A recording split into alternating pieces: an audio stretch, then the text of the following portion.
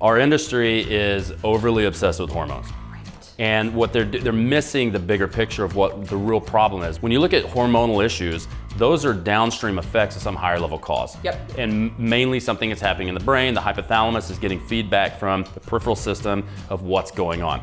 And a lot of people come to us because they've been through a few coaches, they've done a bunch of, like a photo shoot, or they've done a lot of dieting, or they've done like a contest, and they've completely destroyed those downstream issues, those downstream hormones. But what people need to understand is that's a completely normal thing. It's not normal to destroy them to that degree, but anytime you diet and you lose body fat like that, especially long-term combined with the training, your hormones are gonna drop, and there's no way to get around that. There's a handful of studies where they followed, like there's a Finnish study where they followed 40-something odd girls through their programs. And if you know anything about Scandinavians, they are very, protocol. They follow the protocol. They're like robots with it. They're model clients. In this study, they followed them over the course of about 24 weeks to see, what would their hormones do when you actually do a bodybuilding show correctly. So most of the girls were eating around 1,800 to 2,400 calories. They were only training 4 or 5 days with weights and doing some cardio. What they found was everyone across the board, all their hormones dropped by the time they got on stage. So here's what they found, like months later after the fact, their hormones still weren't at 100%, right? Now, if you look at the pictures, and I don't have the pictures up, but the girls still look really good. They look great. Even good. They softened up a little bit, which is, you don't want to stay in dick skin lean condition all the time. Women can't stay dick skin Not lean if they 24/7, 365. They could if they want to be unhealthy. Yeah, but I'm saying if they want to be healthy, they want to enjoy life, they want to have maybe babies one day. 100%. And the thing is, you're gonna have to soften up a little bit. That doesn't mean you have to blow up like most girls do after a show, but you're gonna soften up a little bit, a few percent. And you're gonna have to eat, because eating is, if you don't match your calories to the training, then what's gonna happen is you're gonna have hormonal issues. And that's for girls and guys. So typically with girls, you're gonna see a loss in menstrual function. That is common, but that's not really normal. And what that tells me is you had a chronic mismatch between calories and training. I have not had a single girl ever lose her period in any show, and I've almost had every single client I've ever trained placed in their show. Which is crazy, because most women are walking around, not most, but there are a lot of women walking around today not even trying to compete, and they don't have a menstrual cycle. And that's because they're pushing their physiology too far, too quickly, and they don't have a good long-term plan. But at the end of the day, your hormones are going to drop when you undereat and train. That's totally normal. And what they found is a lot of those hormones really don't make that big of a difference. You get a lot of guys that they go in and they get their testosterone done, and they're sitting at like 400 or 500. And the range is up to 1190, and they think, oh, I need more testosterone. Not really, because 400, 500, 600 is plenty, as long as it's actually attached to the receptor and everything's working properly. And then, they end up getting on steroids and things like that, or hormone replacement therapy, because the industry has convinced them that they need to have really high levels of testosterone. It's all a bunch of bullshit, right? And when in reality, they could have just changed stress and lifestyle and been patient and consistent. And not go to ludicrous mode with their training and look at a long-term approach. But humans aren't really set up for long-term vision. And especially not anymore. I mean, when I got into bodybuilding, you would do maybe 1, possibly 2 shows a year, and the rest of the time you're in your off season, so you weren't dieting that long. Nowadays, people want to stay lean for Instagram and all this stuff. So they'll do show after show after show, and they're constantly dieting for years. And they're gonna cause metabolic adaptations that then need to be cleaned up. Which take many months. It takes a long time depending on how deep in the hole you go. If you just do one show and your hormones crash because they're supposed to, the healing is pretty good. But if you go show after show after show after show, and six to 8 shows a year, for a couple of years, it's gonna take a while for that stuff to come online. Or if you're just a gen pop and you've underfed yourself for 2 to 3 years and overtrained because you thought 1,700 calories was good, and you should be consuming 2,600 calories, you're gonna dig yourself in a hole after 2 or 3 years. The majority of the girls that come to us are eating like 1,200 calories or less, and they're training, if they're a gen pop person, they're doing 7 or 8 hours of activity, if they're doing activity, starving themselves, not matching it. The girls that come to us, the coaches that come to us, and the competitors, they're eating like 1,100, 1,200 calories, but they're training like 15 hours a week. And they're on the floor coaching. And they're on the floor, so they're getting like 20,000 steps back and forth, loading, unloading plates and things like that. When we look at the competitors, I've had dozens of competitors that come to me, they're eating 700 and 900 calories, and they're training 24 hours a week. That's what they did to get contest ready. And now if they don't do that activity and they start trying to eat more, then they blow up. They look at a carb and they blow up. That's right. So then they in their minds, they have to stay on that. But here's the thing, if you've pushed yourself into that, you're gonna have to bring yourself back out of it, which means taking your food back to maintenance, cutting back a little bit on the training, softening up on your figure and your aesthetics. And just dealing with it, right? And so, that's the predicament that people get to. But, I get people that send me labs all the time, and they send me hormonal labs. And here's the thing, like, number one, I'm not a doctor. Like, the stuff I look at your CBCs, I'll look at all that, your electrolytes, I'll look at your cholesterol, your lipid panel, your kidney chemistry and things like that. I can look at that and give you some broad recommendations of maybe just some B vitamins you need, just do this, that type of thing. But then when they send you the hormonal stuff and they're like, my hormones are all screwed up. Well, no shit, you're stressed out to the max. You're doing way too much. You're not taking your recovery seriously. You're an asshole to yourself mentally. That's right, and they're just flogging themselves. And when you tell them, like, this is what we have to do, we're gonna increase your calories, we're gonna cut the training back, I want you to start getting massages and stretching, and I want you to do yoga, and I want you to calm down.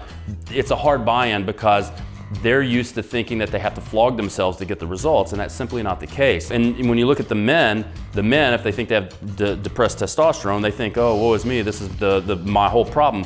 If you train women can put on muscle with almost no testosterone, right? With very little testosterone in comparison to a man. Even at 400 or 500 on your testosterone panel for a man, you still have massively more testosterone than a woman. Now you're telling me that a woman at a fraction of the testosterone you have can put on muscle, but you can't because your testosterone is too low. No, you're not getting results because your training sucks, your rest sucks, your nutrition sucks. Recovery's awful because you can't sleep. Exactly, and that's the thing, and it creates a paradigm shift. That's what you have to get people to understand is what you're doing isn't working. What's the definition of insanity? Doing the same thing over and over and expecting different results. But in a lot of cases, we have to do the polar opposite of what you're doing now. Which creates rewriting a new narrative. Which people do not like creating a new narrative. They don't. And like you said, it can take months to drag somebody out of this. Like I personally, I don't like the reverse dieting. I know a lot of people like to do that. I don't like that. I do it with some people because it mentally depends. Yeah, physiologically speaking, I don't like the reverse dieting. Yeah. Mentally is a different thing. If I have a girl that's convinced that she can only eat 1,000 calories, then you have to back her out of it. But realistically, physiologically speaking, you're delaying the inevitable. If you just take them back to maintenance, let them soften up for a few months, then create a new caloric deficit, the fat comes right off of them. But it's getting them to understand, like, you've got a good 4 or 5 months of softening up a little bit, and then month 6 or 7, we'll pull all that back down. And we have to recreate new habits and rituals, and we have to change the way you think and how you identify with yourself so that you can set in for the long haul and actually do what needs to be done to get you back to normal, to increase your calories as high as we can get, to increase your work capacity. So then we just need to pull out a little bit of calories, and you start, everything falls off. And then you get girls that are still eating like 2,800, 3,000 calories, and they're getting shredded as without having to kill themselves in the gym and train for hours and dozens of hours in the gym. It's like we talked about a client of yours earlier. She's at the 4-month mark and she's at a point where she's getting frustrated, and we understand the frustration, but she's almost at that point where things are gonna start changing now, but we have to keep her pushing into that and keep pushing her calories up and getting her to the point where now she's feeling awesome. Now if we create a small caloric deficit, we only create enough caloric deficit to get the ball rolling, and then you don't have to starve them anymore. But in order to do that, you still have to drive the work capacity and you have to work the food volume up. So don't freak out when your hormones start to drop. Totally normal, totally natural.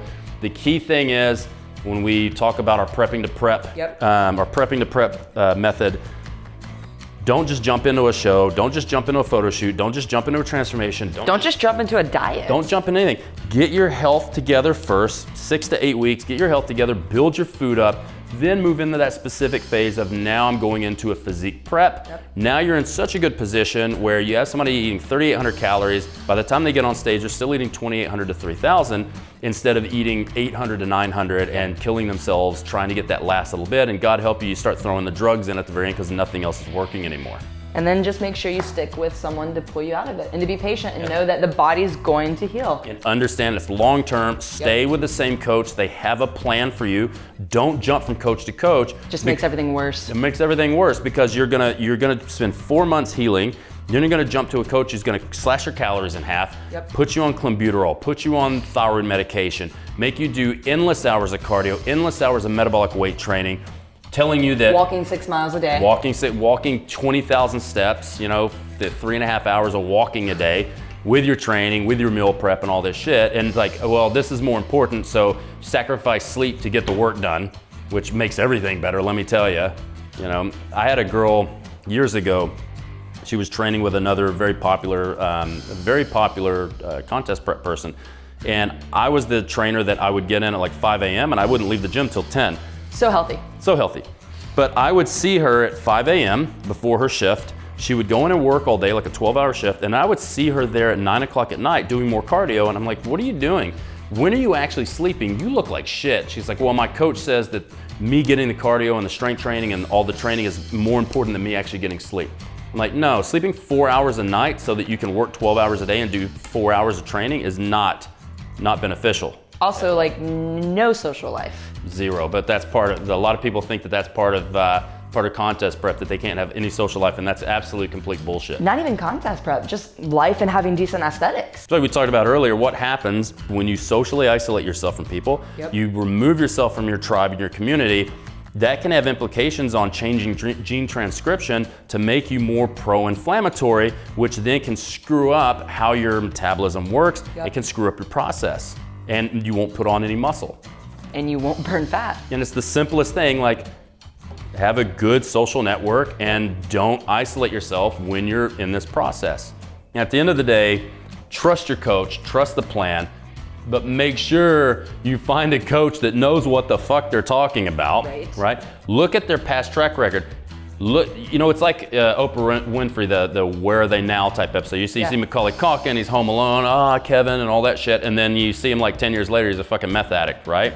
So look for the people that coach coached, and then look at where they are now. If they're fucked up now, that's probably not a coach you want to go to anymore. So don't look for how many first place, second place trophies, how many pros they're training. Look at what happens to their people after the fact, because where there's smoke, there's fire, and if you're seeing that, you're definitely probably going to get fucked up by that person. So find the right coach, trust your coach, set in for the long haul, understand that yes, hormones are going to get screwed up, but what we're trying to do is not let the hormones get as screwed up as normal, which means making them healthy and then putting them in the contest prep and understanding that the hormones are going to drop, but they're not going to drop as much, and it's going to be easy to recover from. Yep.